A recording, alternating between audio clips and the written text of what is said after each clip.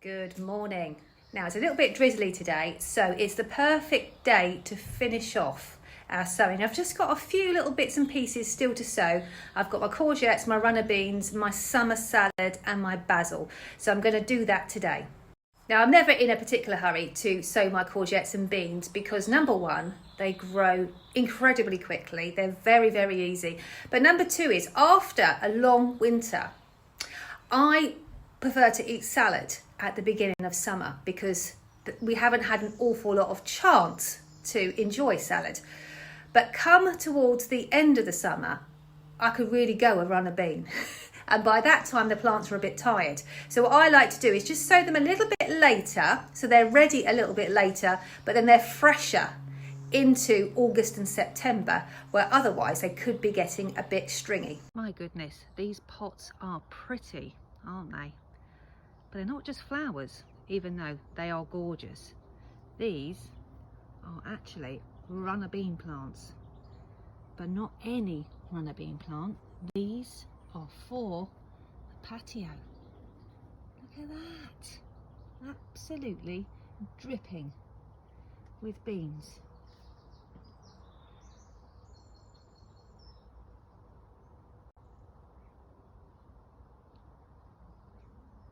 There we go, I've got my jackpots all lined up and I've got one of each colour, so I can find out which bean gives me which colour flowers.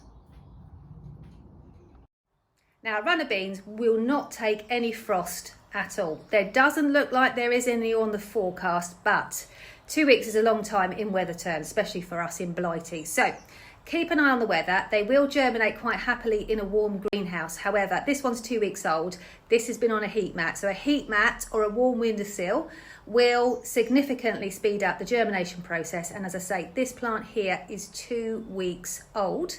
So if you start your runner beans today, they should be this size by the time the frosts are over. Look at these whoppers. These are White Lady. Come to get some runner beans for my dinner. And look, I've got French beans. That is going to be lovely for a nice change. The runners are lovely, but super posh blue lake climbing beans. Yes, please. So these are the blue lake climbing beans. I sowed these about 2 weeks ago, just this one pot, so I could tell you how long they were going to take to come up. I've got 3 plants per 11 centimetre pot. If you don't have any 11 centimetre pots, basically a 1 litre, then you can put 2 plants per 9 centimetre pot. So we're planting them a little bit like sweet peas, just a little bit closer. However, they are so incredibly easy that if you wanted to, you could wait until the risk of frost is over in your area, and you could plant them direct into the ground around the base of the support where you would like them to grow. They are that easy. They've got beautiful white flowers, so they look just as nice when mixed with flowers as they do with other veg.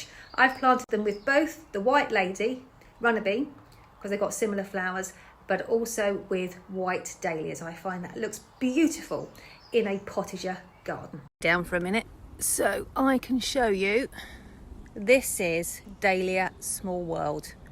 This is one of my top dahlia choices. I was going to say, if you need it, if you're going to get married, if you're doing your own wedding flowers, you need it. But actually, you need it. If you're a gardener, you need it, because look what a beast it is. Absolutely, this is one plant in one of Neil's cages, so it's really easy to support. And look how lovely it goes with blue lake climbing bean. Proper potager gardening, and perfect if you've just got a small garden and you need to try and squeeze everything in. I've been dead impressed with these beans. I will show you how to grow these ones in the spring. We'll do it together. I just thought I'd lay the seeds out for you and the plant so you could see the difference in size.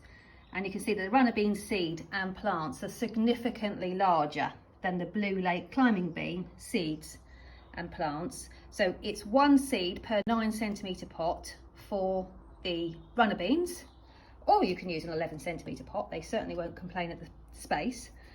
And then with the blue lake climbing beans, we're going to put 3 beans per 11 centimetre pot or 1 litre pot. Or if you don't have any, then just do 2 beans per 9 centimetre pot. Does that make sense? Don't forget your label. And I'm going to just give it a water, nice and easy. Just give it an overhead water and then leave them to germinate somewhere warm. All the information you need is also in your Spring Grow Along Handbook Kitchen Garden section, and you've got a page there on the climbing bean and also a section on the runner bean. This is actually a fascinating variety.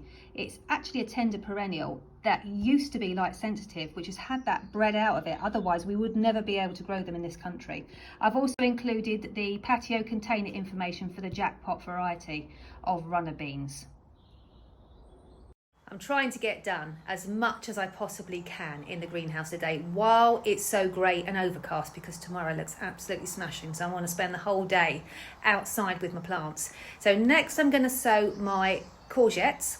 Very similar method, 1 seed per 9 centimetre pot, just like we did with the runner beans and with the cucumbers. So here's our courgette seeds, and you can see they've got a flat surface to them. So what we're going to do is we're going to plant them on their sharp edge, because they are actually quite a bit bigger even than the cucumber seeds. And what can happen is if the water in the compost, if that sits on the seed, that could rot the seed potentially while it's waiting to germinate. So we're going to plant them on their sharp edge, just 1 seed per pot. Just push it into the compost and cover it over.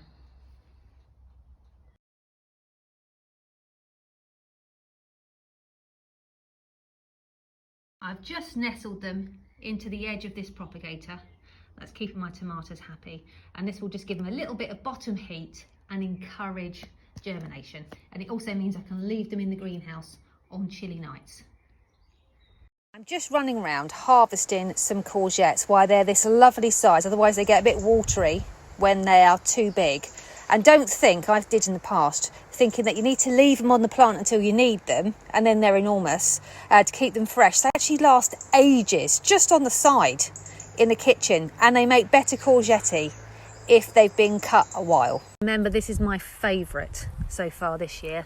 This is Romanesco. Look at those. I just think the fruits are really interesting looking, and it's growing in a pot. So that is perfect for everybody. If you've got a patio garden, you can still join in.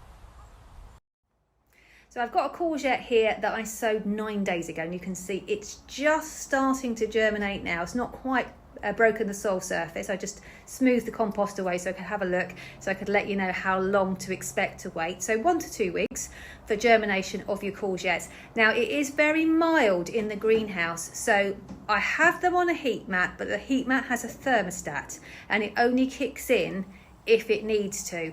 So for the most part, you can bring your tomatoes, your cucumbers down to the greenhouse definitely during the day. They should be out here anyway. And you can also leave them out at night in your greenhouse, providing your nighttime temperatures stay nice and mild like mine are. I think from tomorrow they almost go into double digits, so they'll be very happy indeed. As always, courgettes are included in the Spring Grow Along Handbook Kitchen Garden section. We've actually got 2 pages of information there for you, including some troubleshooting.